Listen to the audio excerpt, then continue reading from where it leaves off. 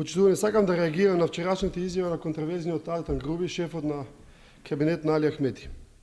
Истиот тој Груби, пред мене во емисија, грубо лажеше и манипулираше во обид да го заштити својот коалиционен партнер Никола Груевски околу случувањата на Калето.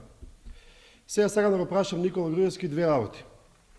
Првата и најважна е дека Артан Груби во вчерашната изјава експлицитно тврди дека тие победиле.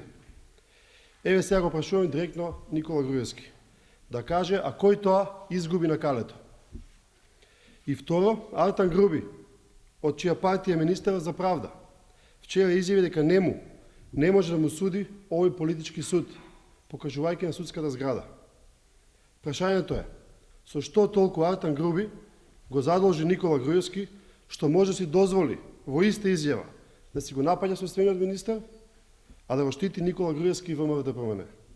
Препорачуваме дека е подобро Артан Груби во иднина да молчи, бидејќи со секој искажан збор и постапка, тој директно долева во нарушување на меѓуетничките односи.